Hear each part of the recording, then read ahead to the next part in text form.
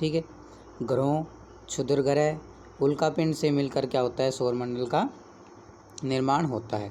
उसके बाद में हमने देखा था सूर्य, ठीक है, कि सूर्य क्या होता है, सौरमंडल के मध्य में स्थित होता है और क्या होता है, ये सबसे बड़ा है। सौरमंडल में क्या होता है, ये सबसे बड़ा क्या है, गैसों और अत्यधिक गैसों से बना हुआ क्या है, ये सौरमंडल में स्थित होता है। ठीक है, सूर्य है वो सौरमंडल के केंद्र में स्थित है।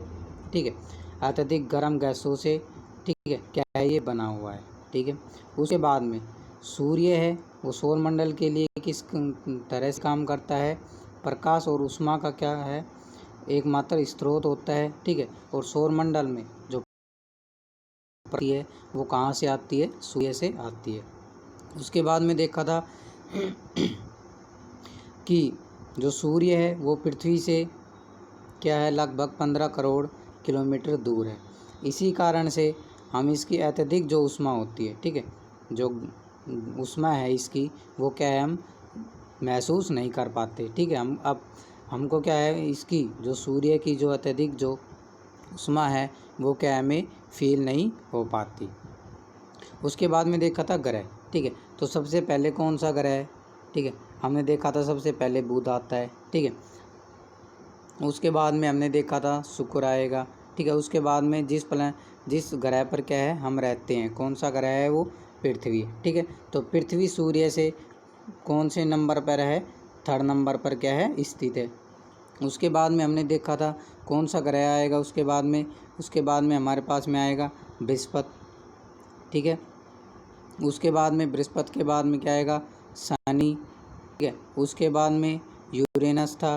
ठीक है, और उसके बाद में हम अपने पास कौन सा था, उसके बाद में था नेपच्यून। ठीक है, इन ग्रह को बारे में पढ़ा था हमने।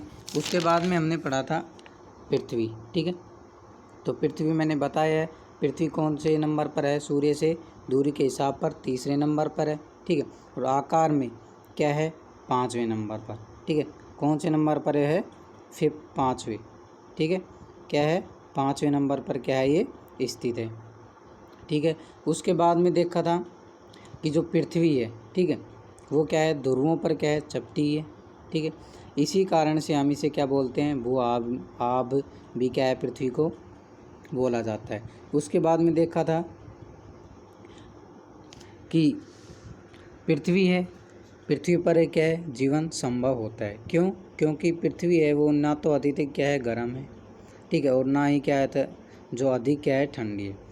इस पर जो जीवन के लिए जो अनुकूल परिस्थितियां जो चाहिए वो क्या है, यहाँ पर संभव है। जैसे जल चाहिए, ठीक है, वायु, ऑक्सीजन, ठीक है, ये हमारे जीवन के लिए क्या है, अनिवार्य तत्व होते हैं।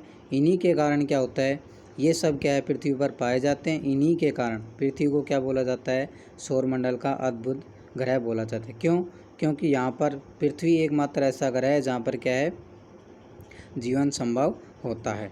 ठीक है, अब नेक्स्ट देखते हैं। उसके बाद में नेक्स्ट है, मैंने कुछ आपको क्वेश्चन दिए थे, प्रश्न दिए थे, उनके आपको क्या करने थे, आंसर सोल्व करने थे। ठीक है, क्वेश्चन के आंसर सोल्व करने थे। जैसे पहले दिया था, सौरमंडल से आप क्या समझते हैं, ये मैंने अभी बताया है। ठीक है, उसके बाद में सूर्य से उनकी दूरी के अनुसार सभी ग्रहों के नाम लिखो।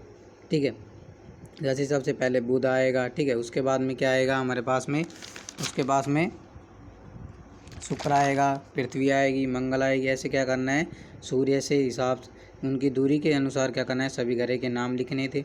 उसके बाद में अभी बताया है, ठीक है, कि पृथ्वी को अद्भुत ग्रह, जो अद्भुत ग्रह है वो क्यों बोला जाता है। ठीक है।